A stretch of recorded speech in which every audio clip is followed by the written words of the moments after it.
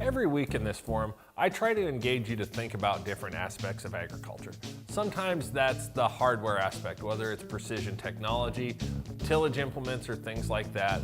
Other times it's the agronomic side of it, whether we talk about plant nutrition, irrigation, or basic soil fertility.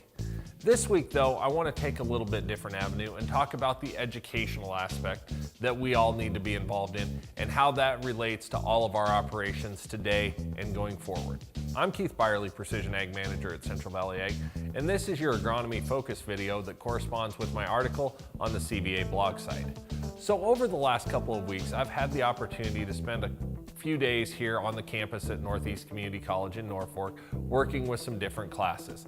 2 weeks ago, I was involved in the Beginner Precision Ag course and had the opportunity to engage students and challenge them to take some of the things that they were learning and begin to think about how they would take that home and put it to work on their farm and put it to work in industry. And not just how they would do that, but the overall process, from budgeting to man hours to the whole 9 yards of convincing their dads, their grandpas, their moms, or their new bosses that this is something that's economically viable and should be part of their operations.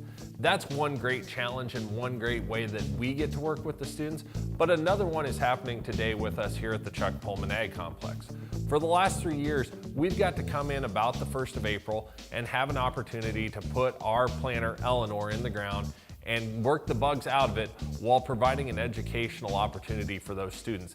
They get to see the newest technology that's out there and how it works, but at the same time, we also focus on the basics of planting. Why parallel arm placement is important, the seeding depth, the sidewall compaction, and all those basic things that when go time hits on the farm, everybody's in automatic mode and maybe doesn't take time to explain to the new generation coming up through it.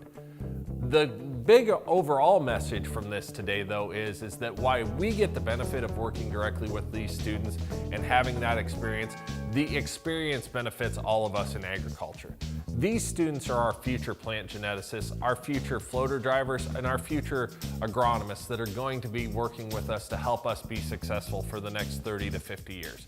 These kids' education doesn't just benefit them, it benefits all of us. And for that reason, I challenge you to all become more involved in the education of these kids. It's not just them coming back to the family farms and putting that to work. It's the greater good of agriculture as an industry. And it doesn't just start with the post-secondary level or the college kids. I have opportunities to go into high school classrooms, and whether you're a grower, a seed salesperson, or anybody else involved in agriculture, you have the same opportunities to get into those math classes, to get into those FFA classrooms and put out the message about why we're doing what we're doing and how that's going to benefit these kids from an environmental aspect as well as an economic aspect going forward in the years to come. And it doesn't just start at high school. This week we had the opportunity to be in front of almost 600 second graders to talk about life on the farm and how precision ag plays a role in growing crops that are more environmentally friendly. So that's my challenge for you today. My challenge is for you to get out there and seek opportunities to become involved in the education of our kids at some point in some level. Your message is unique to you and your operation, and your neighbor down the road or I can't repeat the exact message that you have for those kids that you want them to understand. It's the responsibility of all of us to bring this message together and help prepare this generation not just to take over the family farms, but to make sure that agriculture grows from an economic standpoint and an environmental standpoint for years to come.